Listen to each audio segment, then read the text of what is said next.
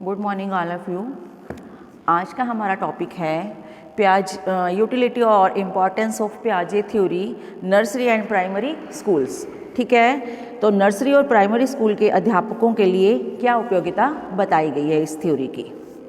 देखिए, फर्स्ट है आपकी, वे अवकाश के समय की अवधि में कहानियाँ, कविताएं और स्वतंत्र क्रियाएं प्रदान कर सकते हैं।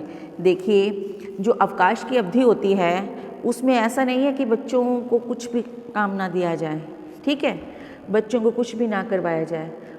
उस अवकाश में बच्चों को कहानियाँ, कविताएं, ठीक है, और स्वतंत्र क्रियाएं जो अपने लायक वो खुद कर सकते हैं वो प्रदान की जाती है। सेकंड है, अध्यापक शब्दावली के विकास और सभी प्रकार के प्रतीकात्मक प्रस्तुतिकरण को स्वीकृत कर सकते हैं। ठीक है, तो अध्यापक जो शब्दावली का विकास है उससे वो भी होता है। थर्ड है आपका, विद्यालय को अधिक खिलौनों के साथ खेल का मैदान करना चाहिए, कि विद्यालय में इस तरह के टॉयज़ भी होने चाहिए कि बच्चे आराम से खेल सकें, बच्चों को फैसिलिटीज़ मिल सके खेलने की, और ग्राउंड भी इस तरह से होना चाहिए कि बच्चे उस ग्राउंड में अपना सही जो प्ले है, खेल है, वो खेल सके।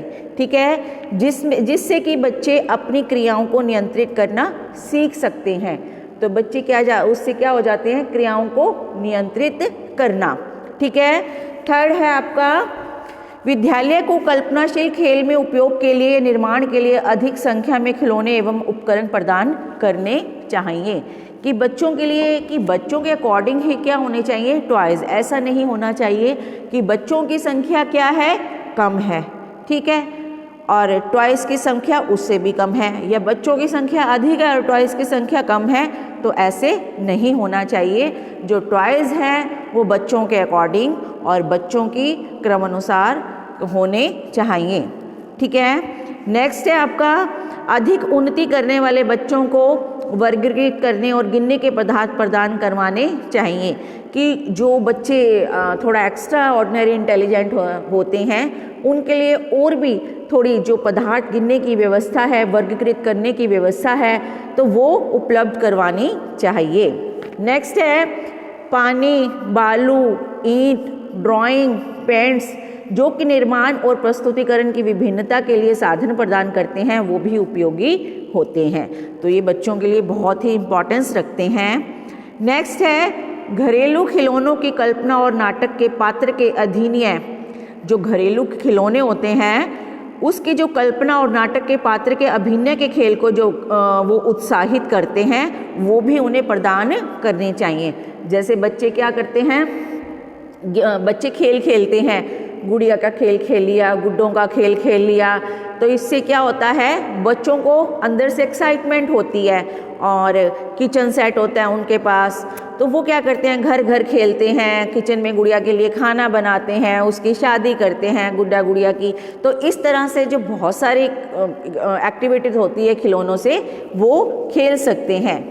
उसके बाद है, बीएड के अनुसार उन्होंने क्या कहा है, निर्माण और योग्यताओं की प्राप्ति उस समय सरल हो जाती है जबकि अधिक परिपक्व बच्चों को अधिक संरचनात्मक खेल और क्रियाएं प्रदान करनी चाहिए।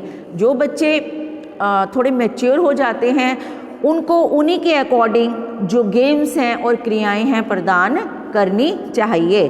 और अधिक उन्नतशील, जो अधिक उन्नति करने वाले बच्चे हैं, उन बच्चों को तथ्य और उपयोगिता के उपयोग में अभ्यास की आवश्यकता होती है, तो उनको इसके लिए अभ्यास भी करवाना चाहिए। डाटा जो कलेक्ट होता है तथ्य के लिए और उपयोगिताओं के लिए। लास्ट पॉइंट है हमारा, जब बच्चा किसी क्रिया से जल्दी परिचित हो जाता है तो उसके जल्दी व्याकुल होने की संभावना और परेशानी बढ़ जाती है। ठीक है, मान लीजिए बच्चे को किसी भी चीज़ के बारे में खेल लिया, उससे परिचित हो जाता है, तो वो क्या होता है, वो व्याकुल हो जाता है उससे। ठीक है, तो उससे क्या होती है, उसकी परेशानी बढ़ जाती है। तो माता पिता को भी शीघ्र पढ़ने के लिए उत्साहित नहीं करना चाहिए। ऐसा नहीं होना चाहिए कि बच्चे ने खेल छोड़ा और फटाफट उसको बोल दिया चलो भाई पढ़ लो आप, नहीं, ऐसे नहीं करना चाहिए, बल्कि अधिक से अधिक क्रियाएं प्रदान करनी चाहिए बच्चे को। अगर इस बच्चे को इस खेल में इंटरेस्ट नहीं है तो उसको दूसरे खेल के लिए उत्साहित करना चाहिए, उसके ऊपर कोई भी अधिक से अधिक भार नहीं डालना चाहिए। ठीक है, तो ये था पियाजे का कॉन्सेप्ट। उसके बाद है, ये पियाजे का कॉन्सेप्ट पूरा हो चुका है, हमने इसकी 4 अवस्थाएं की हैं विकास की, कॉग्निटिव थ्योरी।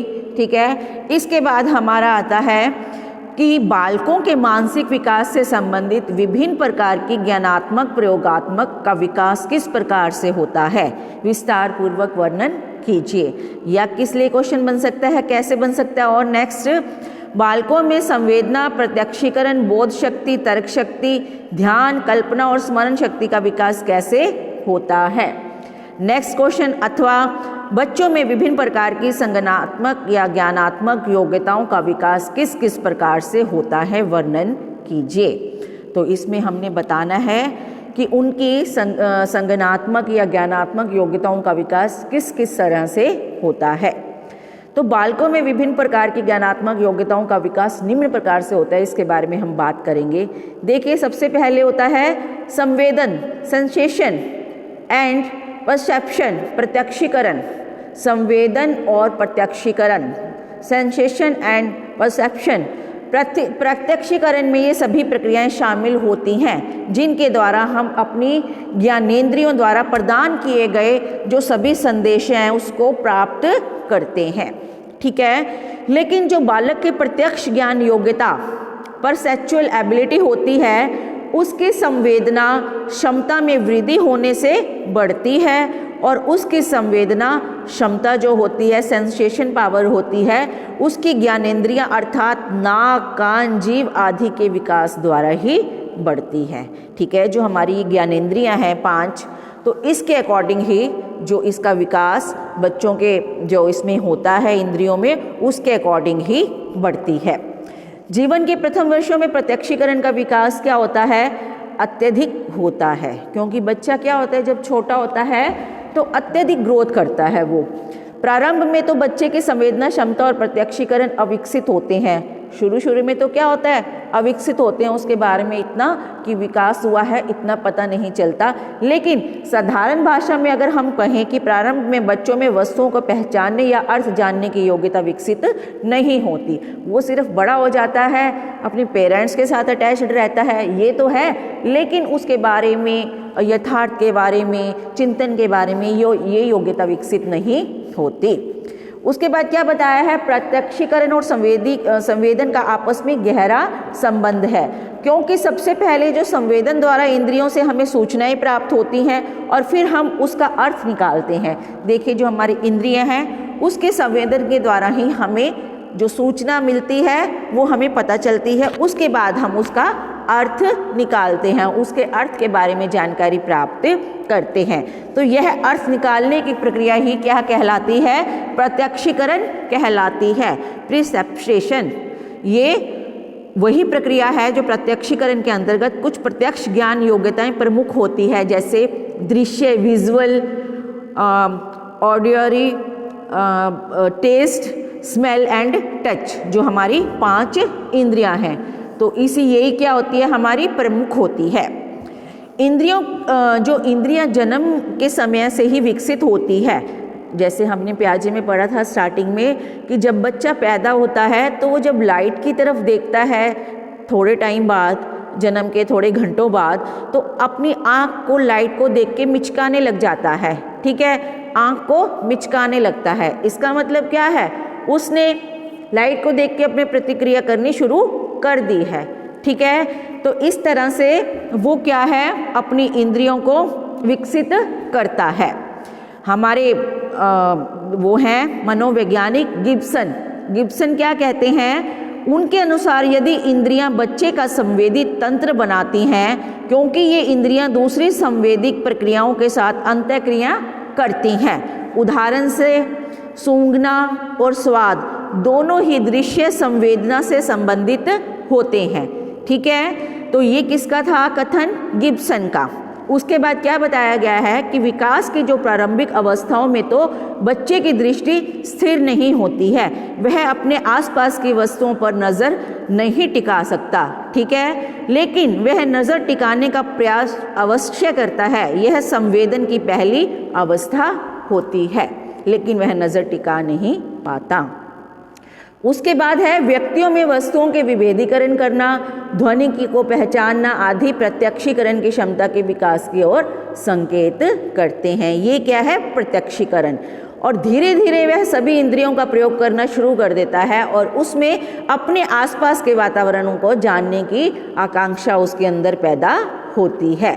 तो प्रत्यक्षीकरण की प्रक्रिया इस उदाहरण द्वारा हम बता सकते हैं, स्पष्ट की जा सकती है कि बच्चा किसी वस्तु को एक कोने में रखने का प्रयत्न करता है और वह उसे मेज पर न रखकर मेज की ऊंचाई से कम या ज़्यादा रखकर या इधर उधर करके छोड़ देता है, ठीक है, और वह समझता है कि उसने उस वस्तु को मेज पर रख दिया है। तो विकास की अवस्थाओं के साथ साथ उसकी प्रत्यक्ष ज्ञान की जो योग्यता है वो भी क्या है? बढ़ती जाती है, ठीक है। तो परिपक्वता जो मैच्योरिटी होती है, ग्रहण करने के पश्चात वह उस वस्तु को नीचे या इधर उधर कदापि नहीं गिरने देता, वो क्या है? संभाल लेता है, ठीक है। तो इस प्रकार हम देख सकते हैं कि मानसिक विकास की जो प्रक्रिया में संवेदन और प्रत्यक्षीकरण का विकास है उसका कितना महत्व है, कितना इम्पोर्टेंस है। उसके बाद हम बता सकते हैं इसके बारे में संवेदन और प्रत्यक्षीकरण संबंधी तथ्य निम्न हैं। सबसे पहले क्या है? समस्त ज्ञानेंद्रियों द्वारा संदेश प्राप्त करने की प्रक्रिया, अर्थ जानने की प्रक्रिया की क्रमशः संवेदन और प्रत्यक्षीकरण होता है। सेकंड है, बहुत छोटे बच्चों में संवेदन और प्रत्यक्षीकरण अविकसित होता है।